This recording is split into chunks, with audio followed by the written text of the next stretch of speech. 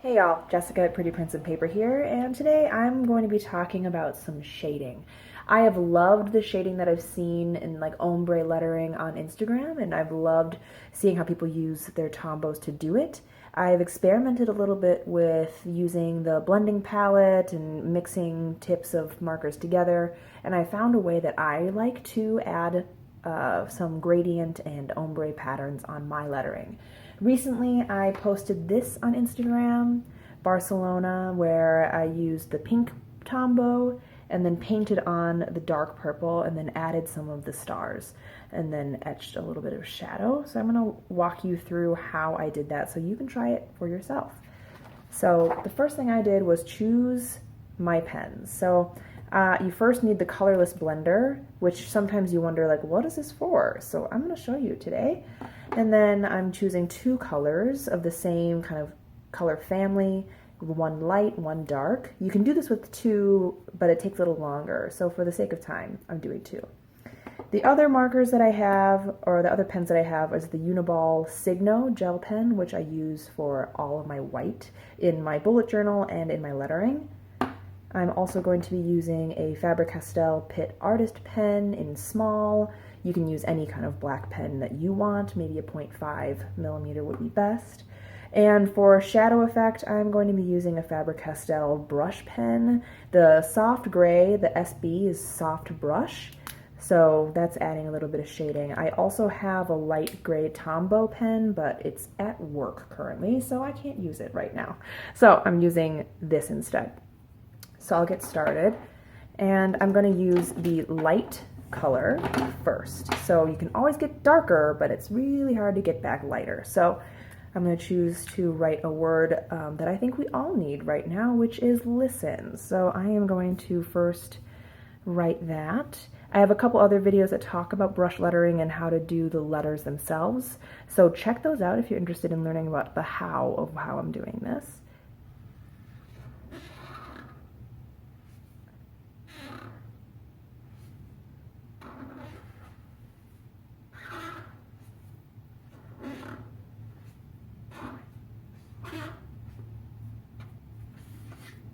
Okay, so first I'll do that, and then I'll set that aside. I'll use the Ziploc bag as kind of a palette to pick up with the clear pen. So I'm going to color in on the Ziploc bag or the color palette, whatever you have. It's a sheet of plastic will work.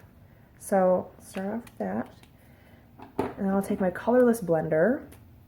I'm going to start picking it up like it's paint and then painting it on here. Trying to be careful so that you're not getting too far outside of the downstrokes.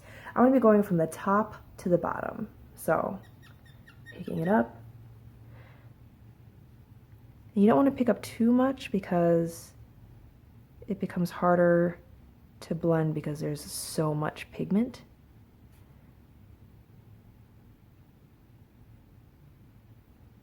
So in that case, I kind of spread out the ink by putting it on the other strokes as well.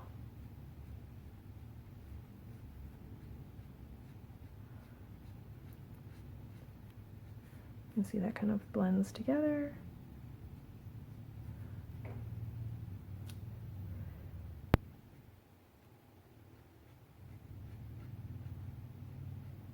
When in doubt, just dab a little bit at first, because you can always pick up more, but it's hard if you have too much of the pigment on there.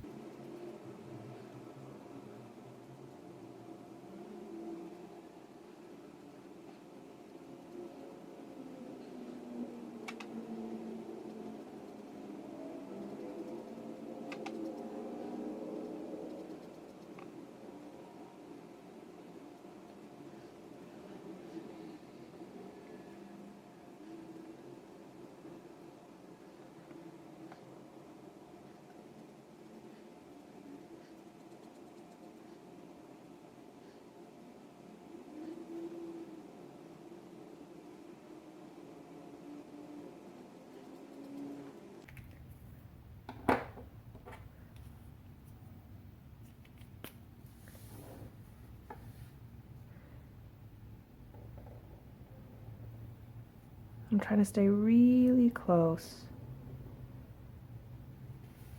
to the edge of the downstrokes. So it's more like an etched shadow. But you see here I kind of left a gap. So I'll just take the colorless blender, pick up a little bit of that color, and shade in the white part.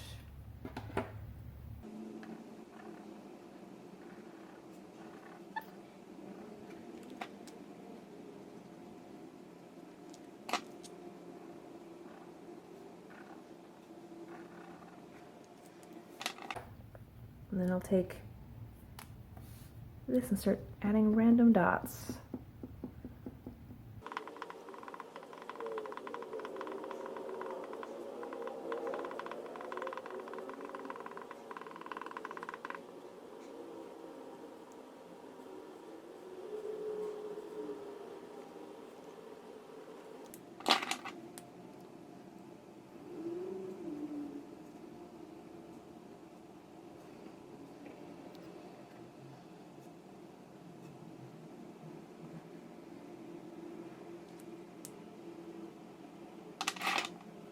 There you have it.